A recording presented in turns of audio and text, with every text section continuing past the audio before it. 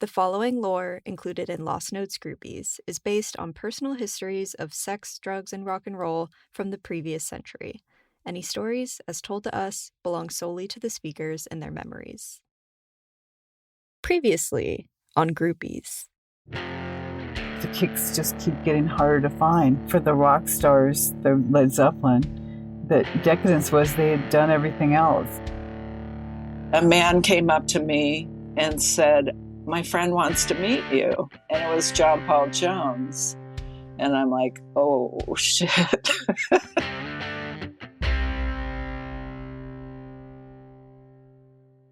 Let me paint for you an image of the early mid-70s on the Sunset Strip. Rodney Bingenheimer's English disco was the situation. The New York Dolls, Iggy Pop, David Bowie, bands from all over came to revel in this trashy, chic, glitter-bombed jamboree where underage groupies ruled the social hierarchy. The Rainbow Bar and Grill was raging every night of the week as a place to see and be seen, eat pizza, and score Quaaludes in the parking lot. Down the block, Led Zeppelin was chucking televisions out of windows at the Hyatt House. All the while, rock journalists from Rolling Stone and NME were scribbling regular dispatches of a who's who and what's what of what the fuck was going on and who the fuck was fucking who. But a scene needs more than rock stars and groupies. It needs fans and wannabes.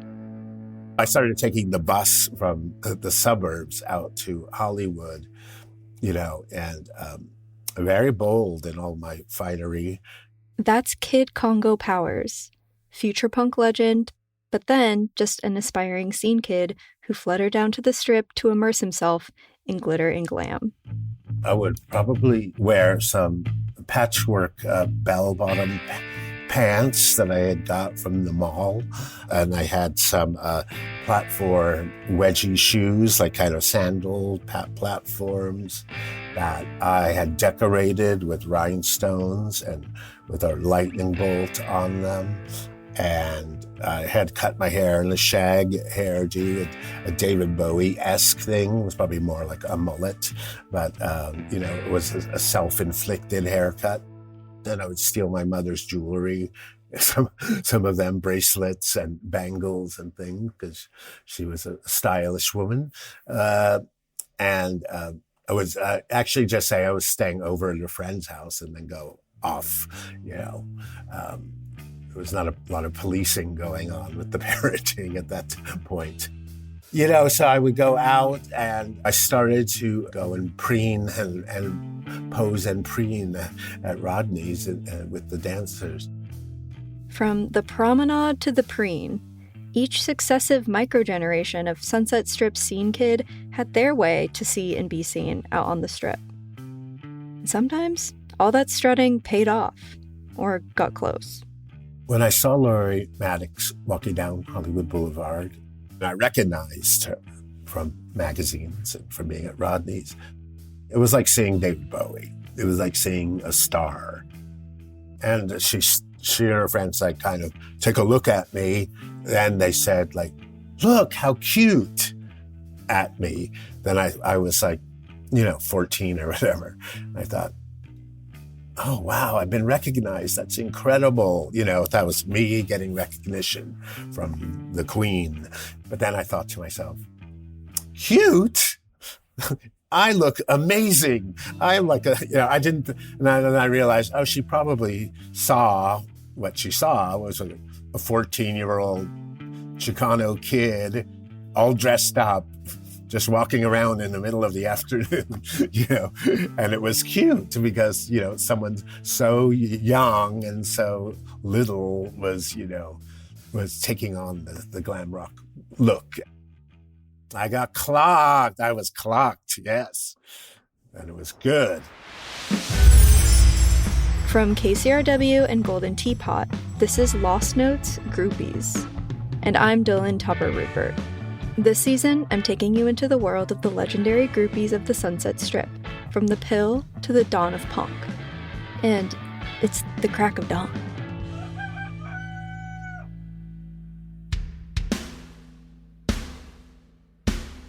Often in history, hindsight makes legends out of what felt quotidian in the moment.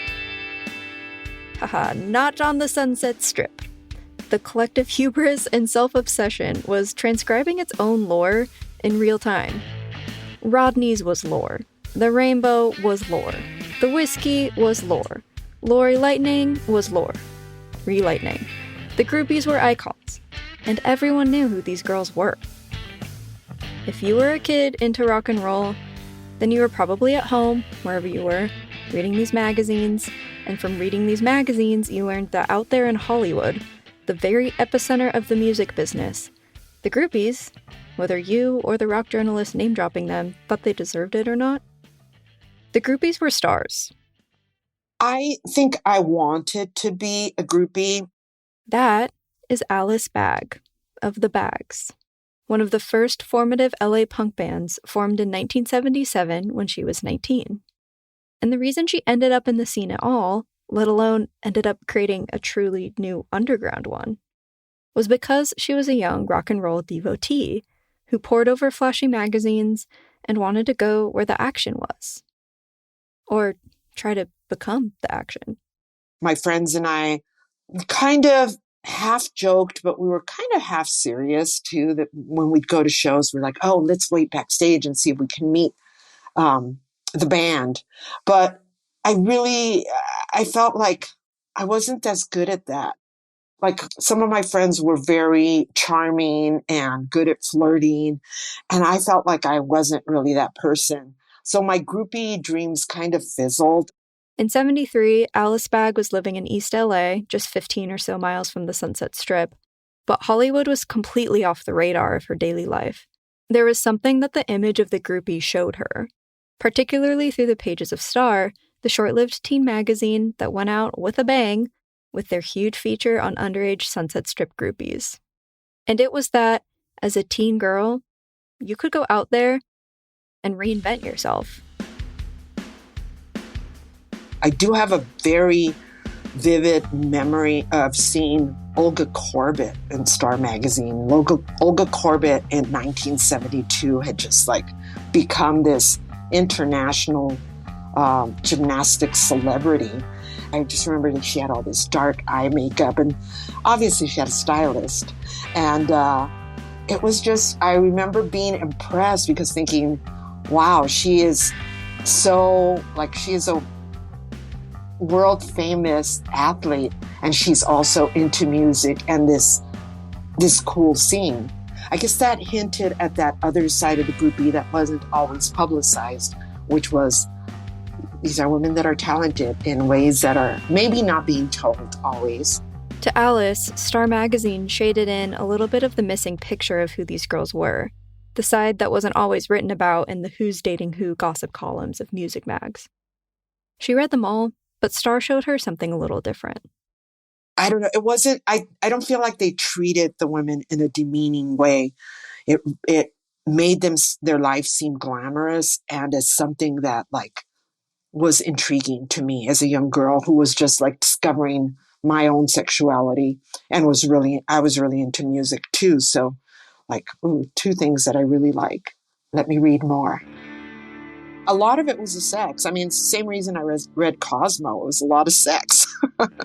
And these girls seemed young. They seemed like they were my age or close to it. So that was also appealing. Of course, she could only learn so much from a magazine that went out of print the same year it started publishing. She soon felt she could get out there and see it for herself. As did a bunch of other kids who were being drawn to Hollywood by the promise of legend in the making.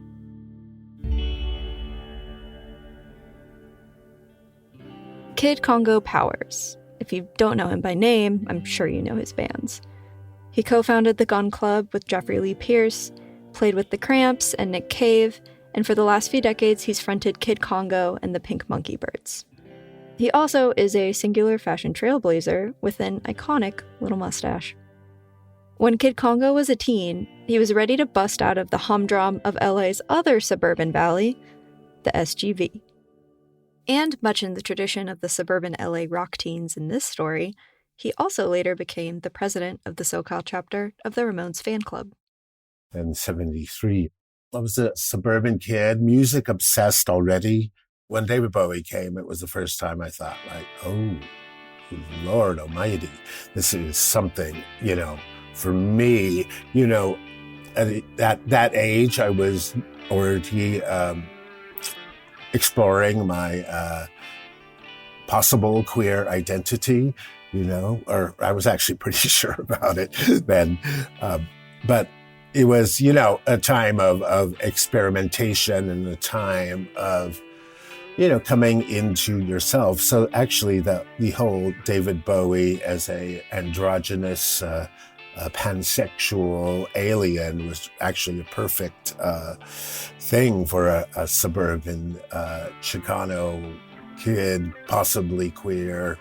And I just was like, okay, this is for me. This is what I want. This is, a ticket into a world that I want to go into. Kid Congo, like Alice, was at home studying the pages of Cream and Rock Scene. This awe-inspiring constellation of music media showed him that beyond, in a glam rock galaxy not all that far away, he too could wander out into the darkness of the night and gaze at the stars, as well as those who slept with them. Groupies were the stars of the scene, and they were, if your picture's in a magazine, you're a star, you're doing something really important. And you're sleeping with rock stars is very important. And they were glamorous, trashy, glamorous. They were around rock stars. It was a really enticing fantasy. Even when I was younger, like when I would look in rock and roll magazines, I would never think, oh, I hope I get to meet like Iggy Pop or David Bowie. I would just look at them. I would look at pictures of them and think we could be friends. And then it started happening, because I could just tell by what I read in interviews or what I saw in pictures that if I knew some of those people or any of those people that I thought that about, that we would be friends. And that did happen. That's Pleasant Gehman, LA's foremost punk rock belly dancer, the self-identified, yet undisputed, princess of Hollywood, beloved party girl, sex witch, and DIY media maven. She didn't even live in LA until she was a teenager. As a culturally starved kid, she was stuck on the other side of America, in the wasteland of New England, gazing up at the same night sky as Kid Congo, wishing upon the very same stars. The first glimmers of me becoming obsessed with rock and roll was when I was about 11. I hated any of the top 40 that was on the radio. And I started reading Cream magazine and Rock Scene, and at that age, I had no idea what my future was going to be like. But I read rock and roll magazines like they were the Bible. I knew who everybody was. I knew, I was obsessed with Lou Reed. I knew what was going on at Max's Kansas City. Mm-hmm. I just became obsessed, and I got especially obsessed with glam rock, which was just beginning when I was about that age. And when I discovered Bowie, I lost it, it was like the best thing I'd ever heard. Even from a few thousand miles away, Pleasant was able to piece together who was hot shit on the Sunset Strip, just from intel she gleaned from the rock press. So when Star Magazine came out, I saw it in Connecticut in a Grand Union, and I bought it because I was like, this looks like the best thing I've ever seen. Like, I remember the comics they had. I remember, like, the pictures of Lori and Sable and Queenie and just all the whole groupie ethos, and that was my dream, like just hanging around on Sunset Strip, being glamorous, wearing, wild, like, Lurex tube tops and giant platforms. And, I was stranded in Massachusetts with LL Bean wearing people. So, So when the miracle happened, the godsend that her family was moving out west to Los Angeles, center of the rock and roll universe, Pleasant was ready. She was studied. She knew who was who, what was what, and where to go. I mean, that's even how I met Sable and Lori when I was telling you I went up to people because I already knew their names from reading things when I lived on the East Coast. There's another girl who felt similarly starstruck, who would go on to become Pleasant's very best friend. I think that before my group of friends and I actually met Sable and Lori and the other groupies, they were local celebrities to us. Well, if it isn't another pioneering young punk, Theresa Kereakas, photographer and scene documentarian who co-founded the zine Lobotomy with Pleasant in 1978. But more on that later. Because we're still in the early 70s, and what all these music-obsessed kids saw when they looked at the groupies was an aura, a myth, a mystique, and also a model. Not just like a magazine model, a role model. How did you crack that nut? How did you get the access to Led Zeppelin? How did you get the access to Johnny Thunders? And in the same breath, Jimmy Page and Johnny Thunders and all of those rock stars that we admired actually knew who Sable and Lori were. And when they came to Los Angeles, they went looking for them. And we thought, oh my goodness, these girls are royalty, that we could never be friends with them. And yet, you'd see them at shows, you'd see each other all the time. The Sunset Strip was a nationally, even globally recognized subculture. The teen dream about cracking into the scene wasn't just about fucking rock stars. Not that it wasn't not about that, but it was about immersing themselves in it. It was about becoming rock and roll. I just wanted to be in the room. And it didn't matter where I sat. I just wanted to be in a room with other young people enjoying that communal experience of live music. And that's how it started. When Theresa enrolled at UCLA for undergrad, she started going out on the Strip all the time. To Rodney's, to the Whiskey, to the Starwood and the Troubadour. It was at the gigs where she met her peers, the new kids on the scene. Pleasant Gehman, Alice Bagg, Kid Congo Powers. All these teenagers who were drawn to the Sunset Strip as a site of rock and roll belonging and experimenting. I knew instinctually that it was my place. These are my people. And, no asking why. I was brought up with music and also the feeling of not belonging. I think here, and then what comes into play is not only sexuality, but being a Chicano, being Mexican American, and not growing up speaking Spanish, say something like that, made me feel like, am I Mexican enough? Or am I Anglo enough? Am I white American enough? And this is always a very confusing thing to me as a kid. And, as a result, I felt like an alien, like neither here nor there, like 1 foot here, 1 foot there, but no 2 feet anywhere. So that world provided like a new world for me to go into where I could put both my feet, and land there, come to this world and, and glam out. I started to meet young kids my age, high school kids that were there. And we were the younger people there, some of the younger people who were not the top tier stars of the scene.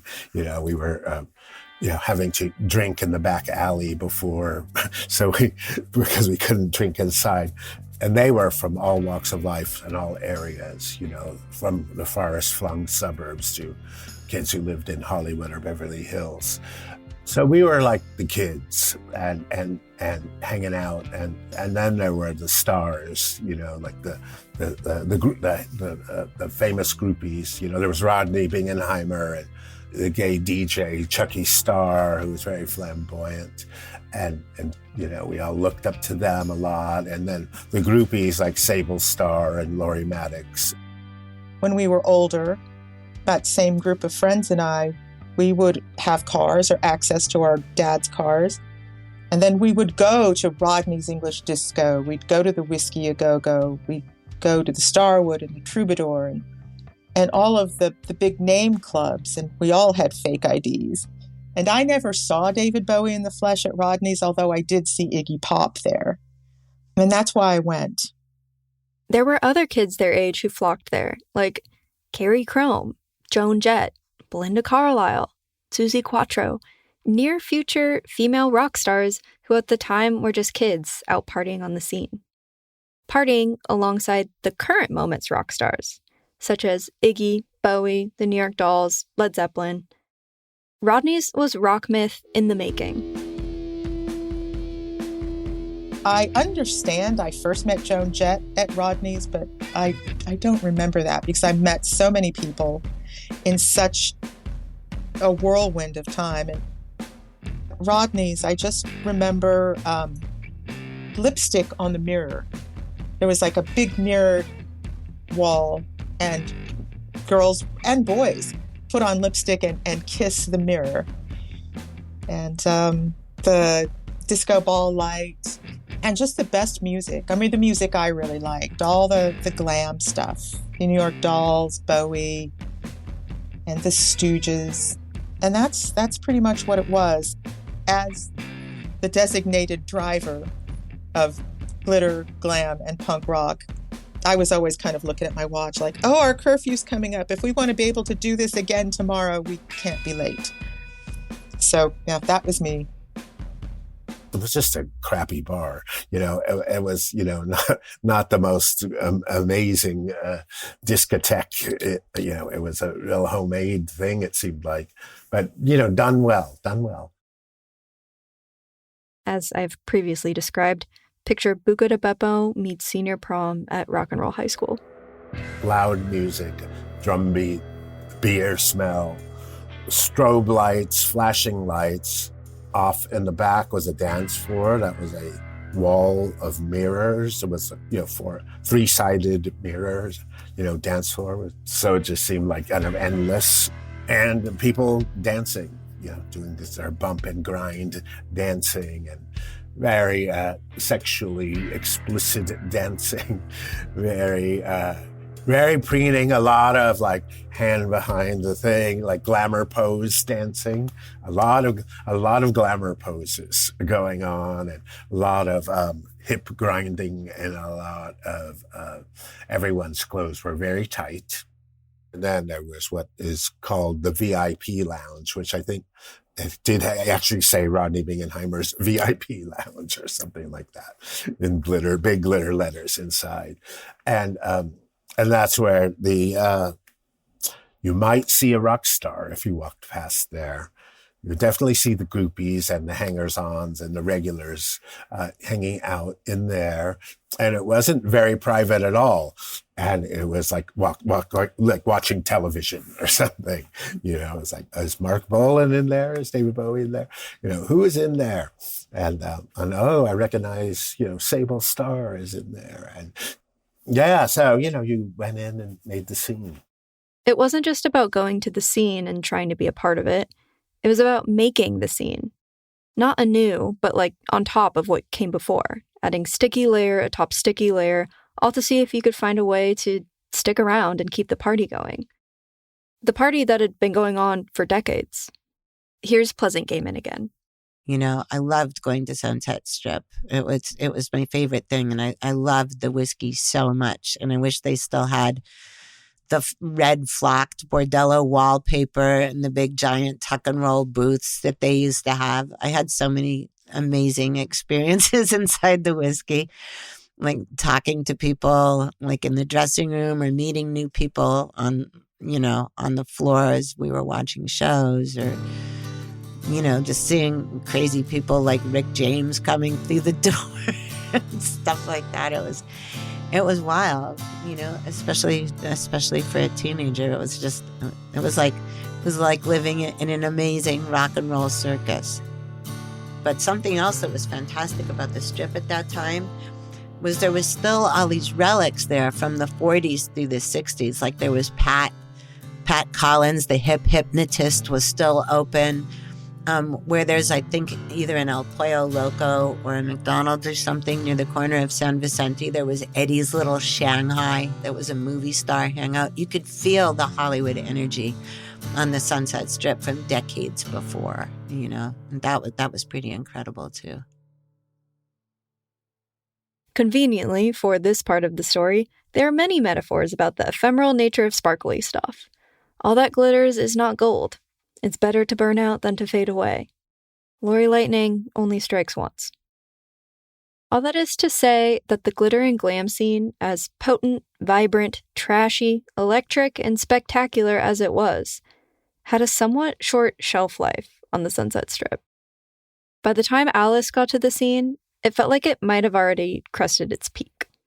I feel like I was maybe, 2 or 3 years too young to have really caught these scenes when they were really thriving. So I never felt like an insider in the glam scene. I remember going to Rodney's and looking around, but I didn't know anybody. I wasn't connected to anybody except for the people that, had driven there with me. But, it looked like fun. Don't get me wrong, but I wasn't seeing like rock stars everywhere, and they weren't talking to girls like me. And by that, I mean, like, I was not as cool. I tried, but I definitely did not have it down when I was, 15, 16 years old. I was not looking as cool as Sable Starr or Lori Maddox. And maybe it looked like there were people that maybe weren't like me, like they maybe didn't come from East LA. Maybe they came from more affluent neighborhoods. And I realized that it might not be for me. Glam was a subculture in Los Angeles, but it was a bigger phenomenon than the Rodney scene. It brought androgyny and queerness into the rock and roll lexicon in a truly new way. Here's Kid Congo Powers again. Well, definitely the queerness of it was, the big thing, the freedom to be David Bowie, to be pansexual, because I won't even say it was just gay. It was very open. I think it was just a freedom, of expression and a freedom to explore what I wanted to. It was just its own weird subculture and kind of a way to get into a bigger weirdness. It was permission, is what it was. It was a permit to get into exploring yourself, and I would imagine I was hoping that would go into the world. Into the world at large, and then I could have some fucking peace, and do what I want to do. There was this like other disco called Geno's that was kind of like more of a gay disco. And then there was the Sugar Shack later on, which was where like kids who maybe were coming into their queerness were going, and where I felt like this is a lot more my speed. Even though glam, I feel, was like really, it was pushing the envelope a little bit as far as rock music was concerned. It also was pretty heteronormative. And even though like there were like gender roles being blurred with the way people dressed, oftentimes like the couples that were dancing on the dance floor were hetero couplings. So I think what changed was when I started going to Geno's and started going to the Sugar Shack, where it was a lot more common to see boys with boys and girls with girls and people kissing and cuddling and publicly flaunting their queerness. Geno's was a club a little bit off the strip on Vine and Santa Monica that leaned more queer, and the Sugar Shack was a juice bar billed LA's most popular teenage dance club out in the valley. Chucky Starr, a Rodney's alum, was the DJ, and you had to show ID to prove you were under 21. This was the time where you didn't need a fake ID. Maybe to drink at some of the other bigger music venues. But there were so many all-ages clubs, and if you wanted to get fucked up, you could always score Quaaludes for $1 each in the parking lot of the Rainbow. It was a crazy party scene, and it was starting to evolve slightly off of the Strip. At the same time, it was getting a bit more underground. If Glam and Rodney's seeded a teenage community of rebels and queers and freaks who loved the glam, the glitter, the fabulousness, the debauchery, they just naturally cared a lot less about the hetero hierarchies that ruled the groupie scenes, which had initially attracted them. They started to plant some new ideas of what a scene could be like. Not so much out of rebellion, but just out of curiosity. There was an allure at first to the idea of being a groupie. Access, excitement, status. But not all kids who wanted to be a part of the music scene fit into that image, or could access the same rock and roll girl glory that just clicked for Pamela, Morgana, Dee Dee, or Lori. Here's Alice Bag. I think I quickly realized that it was just not my thing, that listening to a guy talk about his guitar settings or his equipment it got boring after a while. It got boring not because the person was boring, but because there was no kind of exchange. It was not like it wasn't reciprocal, and that just kind of rubbed me the wrong way. It felt like, why am I the one that's just giving and not getting? So the charm of the groupie lifestyle, never took off and never really resonated with me for any length of time. I know there's a lot of groupies that went on to marry, famous rock stars and have a rock star life. There's many groupies that have musical and artists and different careers that are creative, and they have their own lives separate from the groupie tag, and I mean, it's okay if you talk about somebody and you add that they're a groupie, but it's not okay if you reduce them to a groupie, right? That's all they are. I don't, that kind of rubs me the wrong way. I'd like to think that these were creative, accomplished women that had more to give and perhaps didn't have the opportunity at that point in time. In 1973, Star Magazine heralded the peak of the glam rock baby groupie era. By 1974, the glitter started to fade. Fast. Rock music was still as big as ever. Led Zeppelin was still zepping it up at the Hyatt House and selling out arenas. But even Rodney knew the glam moment was ending. Hell, he even celebrated it with an event at the Hollywood Palladium in October of '74. They put on a show called The Death of Glitter, where Iggy Pop, the New York Dolls, and Silverhead performed. At the end of the show, Chucky Starr was carried towards the stage in a glitter coffin, and glam rock was officially eulogized by hundreds of dressed-up rock and roll teens, knowing after this night, the wicked scene was dead.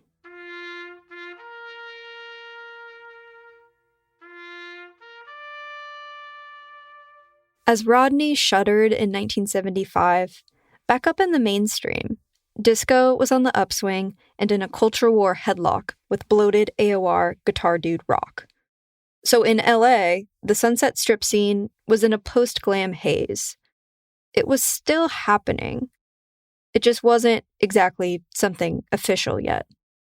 And for girls in the scene like Pleasant Gehman, there was a void, or perhaps an opportunity, of roles that they could assume. There was a lot of things going on Sunset Strip at that time. There was Tony Basil at the Roxy, for a run of a few nights, and that was amazing. It had a lot of glam stuff in it. She was incredible. Tony Basil became most famous for 1981's mega hit Mickey, but she was a popular Hollywood choreographer who worked with Bette Midler, David's Bowie and Byrne, and James Brown. She choreographed American Graffiti, which came out in '73, and she was a bridge between razzle-dazzle showbiz and proto-punk, queer-adjacent mid-70s rock and roll. There was like people that were doing sort of what would now be called hip hop, but it wasn't exactly that, and popping and locking and all of that. There was bands like the Cycle Sluts at the Whiskey, which was a bunch of sort of drag queens doing rock and roll.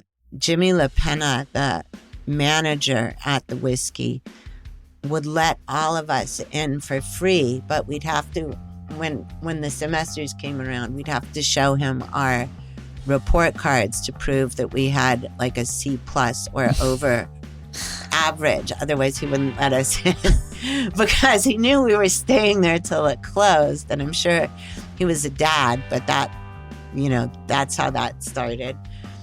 And so the Runaways and a band called The Quick were part of that transition between glitter rock and punk rock, because they both had like what now would be called, I'm saying this in huge air quotes, a streety edge, but they were still both very poppy, it was like raw, sort of hard pop. It wasn't full-on punk rock, but it definitely wasn't something like the Raspberries or Milk and Cookies.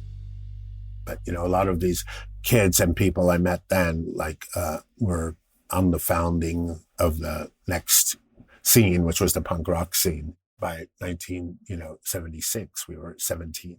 We were already washed up at 17 years old. We knew it all. Glam and Rodney's and Sunset Strip and Groupies. It was a template for punk rock.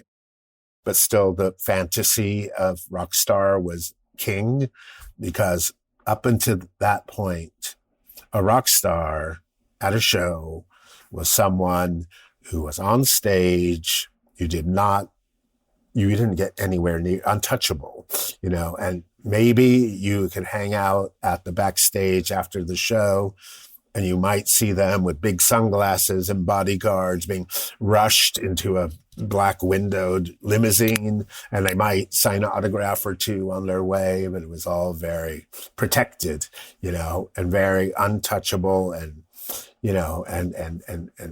and it was just something that there was a real line between rock star and fan. There was a point in my life where I got to listen to the Runaways and think like the Runaways were playing during a time that was really popular, that glam was really popular. And all of a sudden you have bands like the Ramones and the Runaways making this kind of raw, like not super technique-based music that just had something about it, had some originality about it that drew you to it. And at the same time, like, it also gave you permission to be a part of it. Theresa Kereakas was seeing this change in real time, too. Going to Rodney's and seeing, that was the breeding ground for the Runaways. And then seeing Joan Jett, a woman who loved Suzi Quatro and was like my real life version of Suzi Quatro. Or she was just like Keith Richards, except someone who's my age and my gender, to see her get in a band and not have to wear the Fredericks of Hollywood outfit that the singer had to and just play that guitar, and everyone in that band owning their thing, even Cherie with her corset. It's like, yeah, I'm jailbait. Okay, come and get it, because I'm still going to kick your ass. That was very empowering. For Alice Bagg, it wasn't just real life that was inspiring her. I had grown up reading comic books, so I had actually been inspired by Josie and the Pussycats. And even though they're fictional, cartoons and comics, I just felt like this is a possibility. Like, that entered my mind, an all-female rock group. And then also there was a band called Fanny that was around during this time. I remember being told about Fanny by other people, and I thought, wow, these women are really good players. They're really technically proficient. They're very creative. And so that was an inspiration for me too, seeing Fanny. If you would like a further history on the first all-female rock band, Fanny, I did an episode about them on season 2 of Lost Notes. When you're female, you're already marginalized. You're already second class by so many societies' standards. I mean, I'm half Asian. And so when Fanny came out, it's like all women and these Asian sisters. And for me, that was it. Like, okay, I can do anything. I just got to figure out what I want to do. And then I'm just going to do it. The change between glam and glitter and punk was suddenly that everybody was equal, it felt like. And I don't mean men and women necessarily. I mean bands and fans. You know, everybody had something to do with like an actual role in rock and roll, an ROLE. You know, women were forming bands. They were working at the clubs. When punk came along, it really valued rawness more than glam. I think it allowed people maybe who weren't focused on like, oh, I'm going to show off my musical training or my technique, or I'm going to do this awesome solo. It wasn't about that, you know? So I think it let a lot of people who had more original voices come to the forefront. I feel like it opened the floodgates for women. And the women ran everything in early punk, you know, like there were like Poser, the girl Pam that had that. She had a store on Sunset Boulevard, a little bit east of the Strip, but that was like the first punk store to open. You know, there was women in every other band or all women bands. You know, I was booking a lot of clubs. Some people like Jan Ballard were booking other clubs like the Music Machine. You know, Ginger Canzaneri was managing the Go-Go's. It was a very equal scene, and women like really kept a lot of things going on with it. There's something about the death of glam that flattened the whole celebrity apparatus around the rock and roll scene. I say scene because I don't mean the industry, which was bigger than ever, but the actual street-level community of Hollywood. Because the groupies of the Strip, from the GTOs to the offices of the Whiskey to the pages of Star Magazine, broadcasted a message, no matter how compromised or complicated it was in reality, that just seemed simple for the next generation to understand. That you could be in the band, you could work at the venue, you could be a centerfold, a cover girl, hell, you could fuck any rock star you wanted. You just had to show up and throw yourself into it. Women were not only playing in groups and not just in the lead singer capacity, but they were picking up instruments, and all of a sudden women felt like, you know what, it's not that complicated, you know, let's get two of us and lift this amp and put it on the stage. It wasn't, you know, I can tune a guitar, especially if I have a tuner there.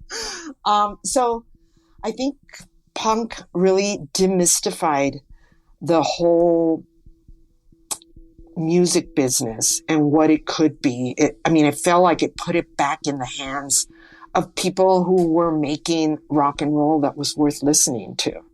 When I became a performer and started to play and get well known, that I always remember that I have to talk to people. And you know, it is that anyone can be where I am, and I don't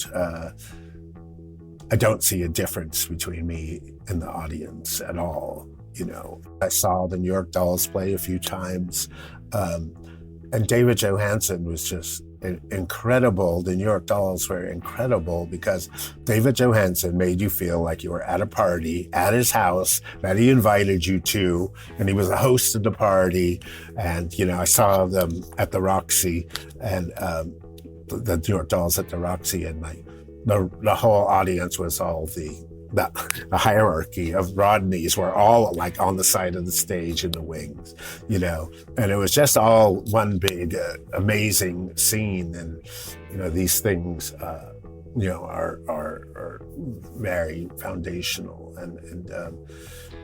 and yeah, so you don't forget that. The Groupies defined new terms for the relationship between musicians and their audience. There is a hierarchy, but on some levels, they flattened it down. And punk would, immediately on the heels of the Groupies' cork platforms, stomp all over it just to flatten it down even more. And all of this culture making had a lot to do with just the sheer gall of youth. I've come to the conclusion that teenagers are fearless. Especially those of us who were born in the late 50s and the early 60s, fearless because our parents had just lived through upheavals of the 60s where they realized that maybe they should become a little bit more enlightened. And so they were trying to be hipper parents or cooler parents. And they kind of let go of the tight reins that their parents, that they had on themselves from their parents. And so I feel like the 70s were one of those transitional decades. There were no rules. Everyone was so accessible. And you could go to the Rainbow and meet someone. You just had to have the get up and go and do it. And to see other girls your own age doing it was inspiring and enviable, and it filled me with awe. But I think that whatever those emotions and judgments or whatever kind of gave me the strength to put that camera around my neck and just walk up to a rock star and say, "Can I take your picture?" I saw John McVie, the bass player from Fleetwood Mac, in a bar in a hotel. And I said, "Hi, John McVie. I'm a big fan of yours. May I take your picture?" And I think he probably let me because it was obvious I was 16 and harmless. You got to start somewhere. And that somewhere was started by other teenage girls that I looked up to for their balls. Next time on Lost Notes. Hi, I'm Pleasant. I have a fanzine called Lobotomy. Do you want to get drunk and go to thrift stores and then do an interview? And nobody ever said no. We ride off the strip and into the sunset. About 20 years ago, maybe even a little longer, I said, I want to make a living being me. Rock and roll could have destroyed me, but instead I survived. From KCRW in Golden Teapot, this is Lost Notes Groupies, Women of the Sunset Strip from the Pill to Punk. This season was created, written, and executive produced by Jessica Hopper and me, your host, Dylan Tupper Rupert. Executive producers from KCRW are Gina Delvac and Arnie Seipel. The executive producer for Golden Teapot is Lauren Redding. Our senior producer is Michael Catano. Our supervising producer is Alexandra Nelson. Our research producer is Jessica Calvanico. Sound design and mix is by Michael Hartman. Score and original music is from Carmen L. Special thanks to Natalie Hill, Megan Ellingbo, and Jennifer Farah.